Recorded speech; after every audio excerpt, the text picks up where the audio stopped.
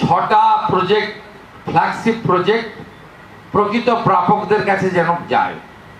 1 অন্নপূর্ণা যোজনা, 2 আয়ুষ্মান ভারত এবং যারা আয়ুষ্মান ভারত পাবে না প্রধানমন্ত্রী মুখ্যমন্ত্রী স্বাস্থ্য বীমা যোজনা, 3 বিকশিত ভারত জিনাবজি, আমরা 12,000 কোটির কাজ করব, 125 দিনের কাজ দেব, 34,500 টাকা বছরে পাবে পরিবারগুলি।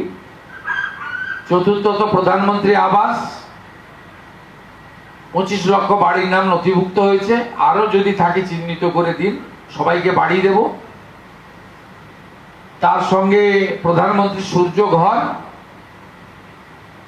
রাজ্যে মাত্র 4,500 বাড়িতে এখন অব্দি এই ঘর সূর্য ঘরে আলো লাগাতে আমরা পেরেছি। আমাদের ভারত সরকার 1 লাখ টার্গেট দিয়েছে, আমরা 5 লক্ষ তো করতে চাই। সে বিষয়ে আলোচনা হয়েছে।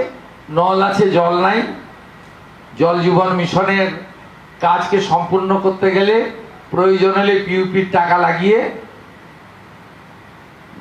নল আর জলের মধ্যে যে মাঝখানে যে চুরিটা হয়ে গেছে, চুরি তো হয়ে গেছে, তার জন্য অন্য ব্যবস্থা আছে, কিন্তু জলটা যাতে মানুষ পায় তার ব্যবস্থা নেওয়ার জন্য আমরা সব দিক থেকে একটা বহুমুখী এখানে উন্নয়নের কথা বলে গেলাম। আর ঝাড়গ্রামে পিউপির অফিস নেই, চালু করতে বলেছি।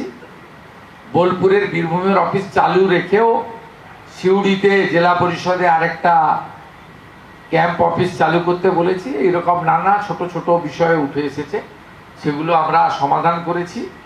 কিছু ইঞ্জিনিয়ার আমরা দিয়েছি পশ্চিমাঞ্চল উন্নয়ন পর্ষদ।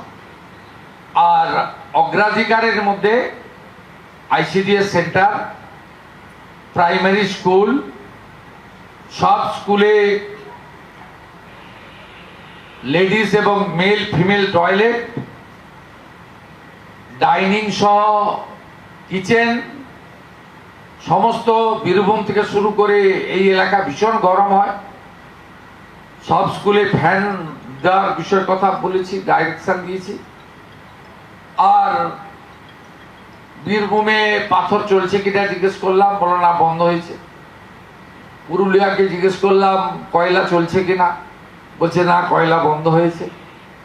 পশ্চিম বর্ধমানকে জিজ্ঞেস করলাম কয়লা বালি লুট হচ্ছে কিনা, বলো বন্ধ হয়েছে।